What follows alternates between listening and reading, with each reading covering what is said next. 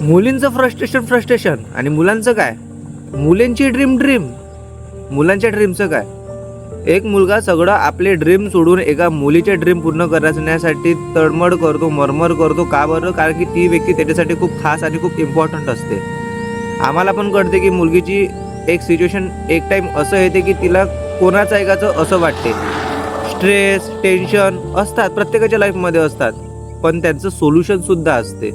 ते आपल्याला फेस करत समोर जावं लागते. पण समजा आपण त्याचं सोल्युशन न काढता चिडचिड करू, एकमेकांवर राग, गुस्सा, हे सोल्युशन नसते ना प्रत्येक गोष्टीचं. जेव्हा एखादा मुलगा जर तुमचे ड्रीम पूर्ण करण्यासाठी स्वतःचे ड्रीम साईडला ठेवत आहे आणि तुम्हाला समोर घेऊन जायचा तो विचार करत आहे, तर एका मुलीने काय करायला पाहिजे? प्रत्येक वेळेला मुलीचेच फ्रस्ट्रेशन राहणार का? मुलाची व्हॅल्यू नाही आहे का?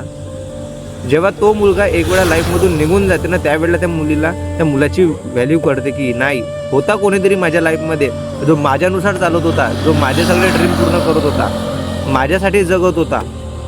पण जेव्हा हे गोष्ट तिला समजेल तोपर्यंत खूप जास्त वेळ निघून जाईल. तुम्हाला काय वाटते?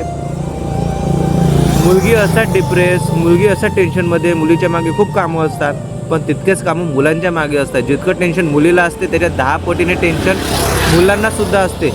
घर चालवणं, त्या मुलीला कसं सांभाळायचं, खूप काही टेन्शन असते. मग त्या मुलीने त्या मुलाला पण समजून घेतलं पाहिजे, एवढंच तो एक्सपेक्ट करतो.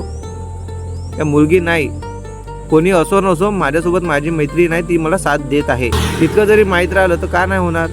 तुम्हाला काय वाटतं? तुम्ही सांगा यार कमेंट सेक्शनमध्ये. कारण की एक वेळ अशी येते की मुलं पण इतके फ्रस्ट्रेट होऊन जातात ना, मग त्यांना काही सुचत नाही.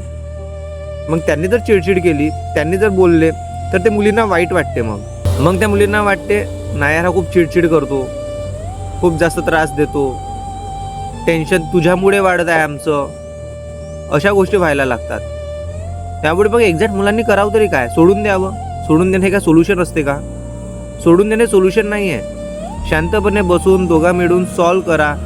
त्या प्रॉब्लेमचं काय सोल्युशन निघू शकते ते सॉल्व्ह करा. या जगामध्ये अशी कुठलीच प्रॉब्लेम नाही ज्याचं सोल्युशन नसेल. प्रत्येक गोष्टीचं सोल्युशन आहे, फक्त आपल्याला मार्ग शोधावा लागतो.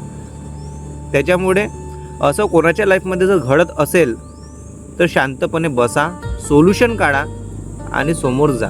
ना की चिडचिड आणि स्ट्रेसमुळे स्वतःची लाईफ आणि दुसऱ्याची लाईफ खराब करू नका.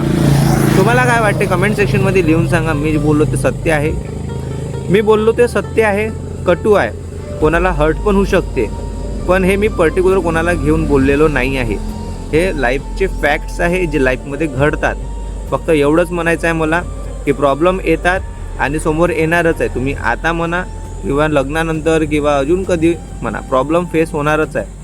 पण ते तुम्हाला हिमतीने लढत समोर जायची आहे, ना की चिडचिड आणि स्ट्रेस घ्यायचा आहे. काय वाटते पटकन कमेंटमध्ये लिहून सांगा.